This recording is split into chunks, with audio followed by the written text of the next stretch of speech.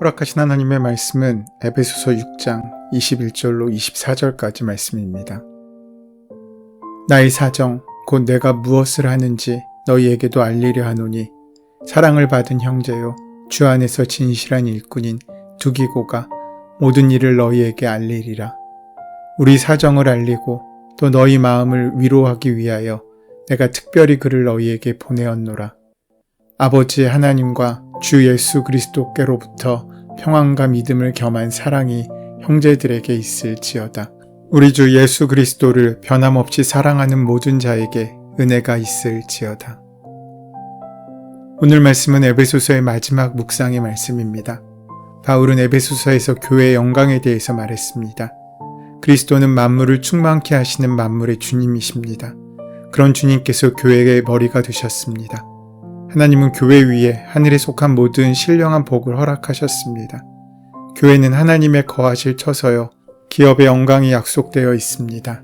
교회 위에는 놀라운 능력이 주어졌고 악한 자의 권세에 대항할 수 있는 하나님의 전신갑주라는 무기가 있습니다. 교회는 이처럼 영광스럽습니다. 그런데 지금 바울 사도의 형편은 어떠합니까? 지금은 옥에 갇혀 있습니다. 죄인의 몸으로 쇠사슬에 묶여 있습니다. 그 영광은 다 어디로 간 것입니까? 여기에 등장하는 쇠사슬과 사신, 즉 대사라는 두 단어가 신앙인의 실존을 잘 보여주고 있습니다. 내가 쇠사슬에 매인 사신이 된 것은 이라고 바울은 말합니다. 바울은 지금 쇠사슬에 묶여 있습니다. 그것은 이 세상이 아직 하나님의 소유가 되어 있지 않기 때문입니다. 그러기에 이 땅에서 우리가 지금 환난을 당하지만 그 환난은 결코 우리에게 영원할 수 없습니다.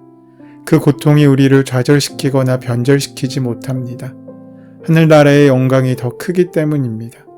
장차 우리에게 승리가 약속되어 있기 때문입니다. 쇠사슬에 묶여있다 할지라도 우리는 그 천국의 소식을 전하고 천국의 말씀을 전하는 대사들입니다. 이 말은 당시 상황에서 본다면 황제의 특사를 의미하는 말입니다. 우리는 하나님의 대사이며 그리스도의 대사입니다. 바울은 일개 잡범으로 지금 옥에 갇혀 있는 것이 아닙니다. 바울의 말은 곧 하나님의 말씀이며 바울의 어깨에는 하나님의 명예가 달려 있습니다. 바울은 개인의 말을 하는 것이 아니라 천국을 대표하여 하나님의 믿음의 사람들을 대표하여 말을 하고 있는 것입니다. 대사에게 필요한 것은 존엄입니다.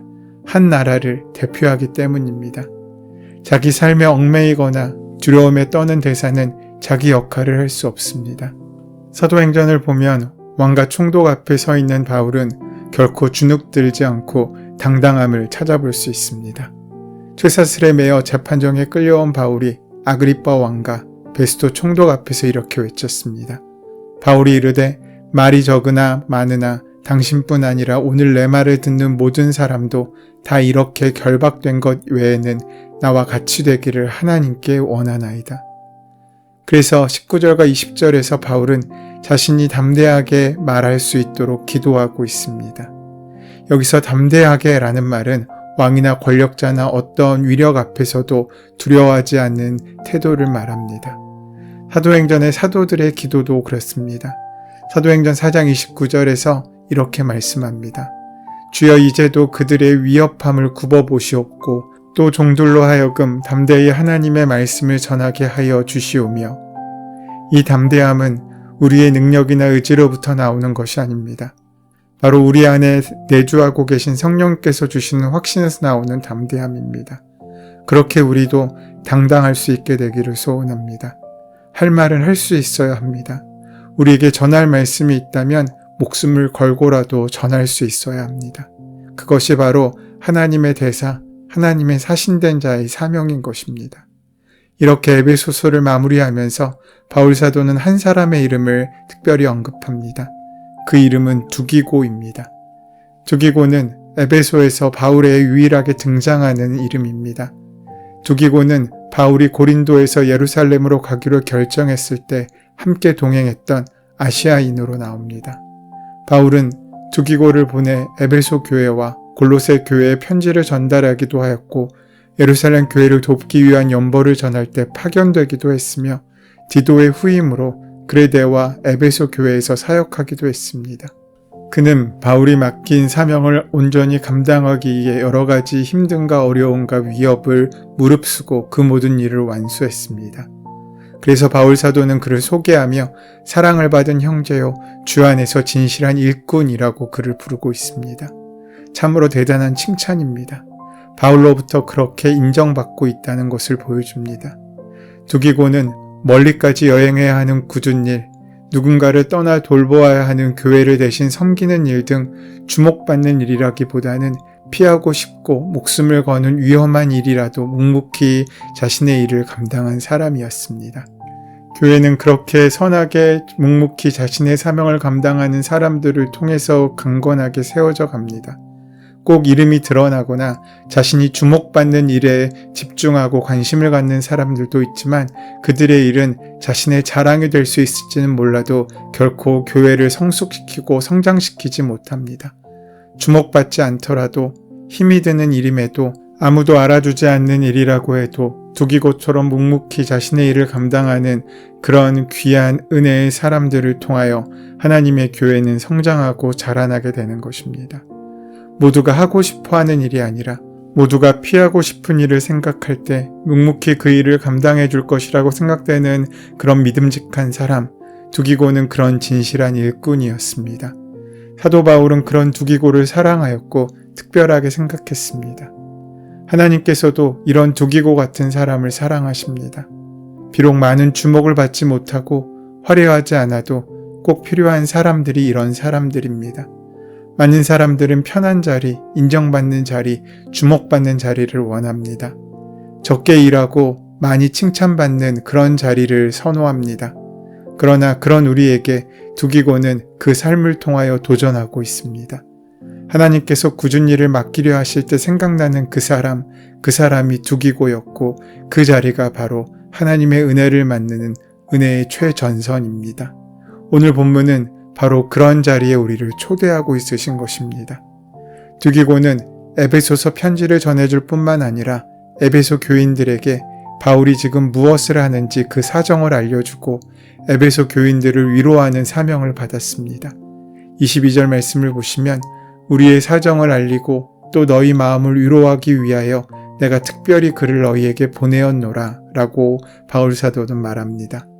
그러니까 이 편지와 이 소개의 대목은 일종의 추천서 같은 것입니다. 여러모로 볼 때 두기고는 교회 이곳저곳을 다니며 복음을 전했던 전도자 같습니다.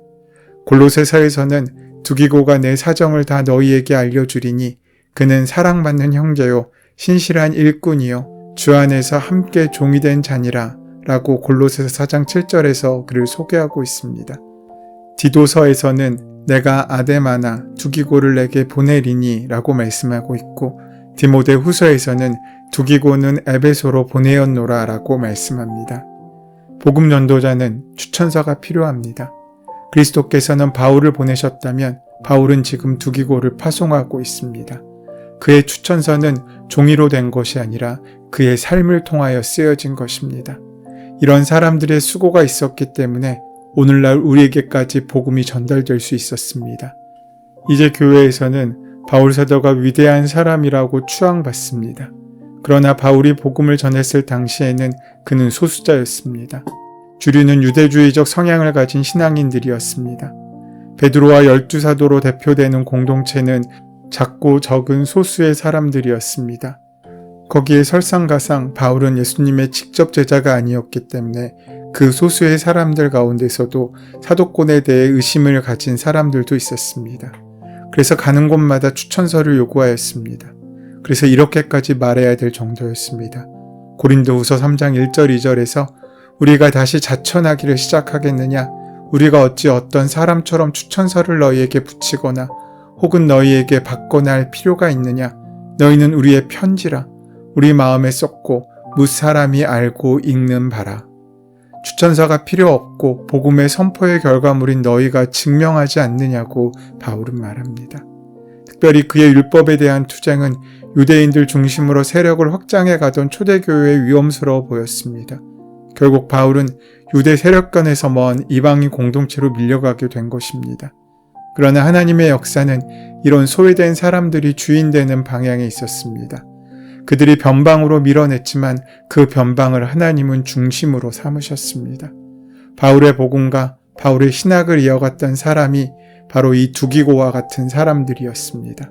그들을 통하여 하나님께서는 바울에게 주셨던 하나님 나라의 꿈의 지경을 더욱더 넓게 확장시켜 나가신 것입니다. 성경은 그런 사람들을 남은 자라고 표현하기도 합니다. 로마서 9장 27절에 또 이사야가 이스라엘에 관하여 외치되 이스라엘 자손들의 수가 비록 바다의 모래 같을지라도 남은 자만 구원을 받으리니 라고 말씀합니다. 그렇게 그루터기 같은 남은 자들에 의해서 역사가 이어집니다. 남은 자들, 그 그루터기가 바로 믿음의 소망입니다. 지금은 소수에 불과하고 초라해 보이지만 미래는 이런 사람들에 의해 완성될 것입니다. 그래서 중요한 것은 내가 얼마나 많은 세력 가운데 있는지가 아닙니다. 내가 얼마나 옳은 자리에 있는가입니다. 옳은 것이 미래이기 때문입니다. 두기고와 같은 사람에 의해서 바울의 복음은 살아남았습니다. 그 복음이 지금 우리에게까지 전해져 왔고 또 우리 손을 통해서 다른 사람들에게 전해지기를 기다리고 있습니다.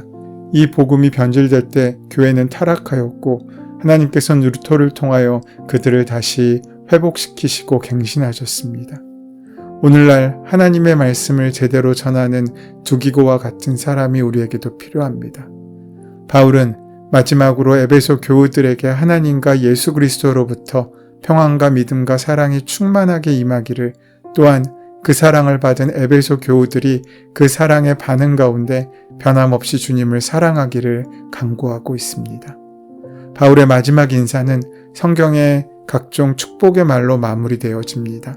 평안과 믿음을 겸한 사랑이 형제들에게 있을지어다. 모든 자에게 은혜가 있을지어다. 그는 먼저 평화가 있기를 축복합니다. 평화는 두 가지입니다. 먼저는 인간과 인간 사이의 평화입니다. 유대인과 이방인 공동체의 평화를 그는 빌고 있습니다. 다른 하나는 하나님과의 평화입니다. 죄 때문에 멀어졌고 담을 쌓았던 하나님과 인간 사이의 담이 무너지고 회복되는 것입니다. 다음은 사랑입니다.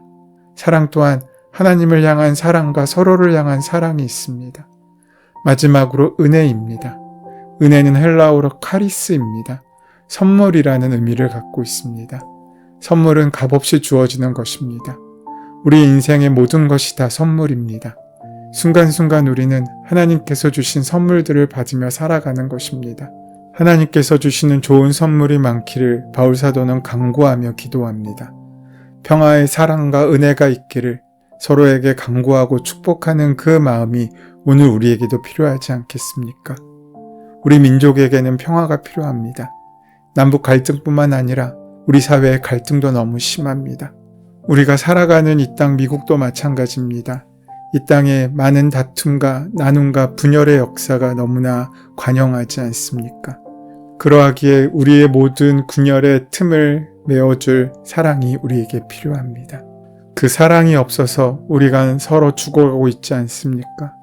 가난한 자와 약자를 배려해주는 하나님께서 원하시는 사회가 될 수 있어야 합니다. 우리 민족에게는 은혜가 필요합니다. 우리 민족을 향한 하나님의 선물이 부어졌으면 합니다. 은혜는 또한 우리를 겸손하게 만들어줍니다. 모든 것이 하나님의 은혜로 주어진다는 겸손함이 그 마음 가운데 담겨있기 때문입니다. 이 말들을 많이 사용하고 평화와 사랑과 은혜의 축복이 나누어질 수 있어야 합니다. 신앙인은 이 땅의 백성이 아닌 천국의 백성으로 사는 존재입니다. 우리가 받은 구원은 지금 이 땅 가운데 우리가 살아가는 삶의 현실이고 완성시켜 나가는 과정입니다. 영원한 생명은 먼 미래에 있는 것이 아니라 이미 현재 안에 있습니다. 그리스도의 생명과 구원의 역사가 이미 십자가 위의 죽음이라는 현실을 극복하심으로 우리에게 허락되었고 쇠사슬에 매여 있는 것이 우리의 현실이지만 그런 현실에도 아랑곳하지 않고 천국을 바라보며 천국을 꿈꾸고 이루어갈 수 있는 귀한 소명을 허락하셨습니다. 이미 영원한 생명을 볼 수 있게 하셨기 때문입니다. 그 하늘의 영광을 보는 사람들에게, 이미 이런 영광을 누리고 있는 사람들에게 쇠사슬은 그 어떤 장애가 될 수 없습니다. 소중한 것을 이미 가진 사람은 다른 사람의 가진 것을 결코 부러워하지 않습니다. 우리에겐 이미 영생이란 놀라운 선물이 주어져 있습니다. 거기서 감사와 기쁨과 찬양과 당당함과 존엄함과 사랑과 능력이 나옵니다. 그런 하늘의 영광이 우리 삶에 가득 넘쳐나는 저와 여러분의 복된 하루가 되시기를 소원하고 축원합니다. 은혜의 주님, 성령 안에 기도하며 하나님의 뜻이 이 땅에 이루어지기를 항상 간구하는 기도의 사람이 되어 귀한 천국의 열매를 맺는 복된 삶을 살아갈 수 있도록 인도하여 주시옵소서. 예수님의 이름으로 기도드립니다. 아멘. 이제 오늘 이 아침 우리에게 허락하신 본문의 말씀이 오늘 나에게 주신 하나님의 말씀으로 만나지기 위하여 본문의 말씀을 깊이 묵상하시고 함께 기도하는 시간 가지도록 하겠습니다. 함께 기도합니다.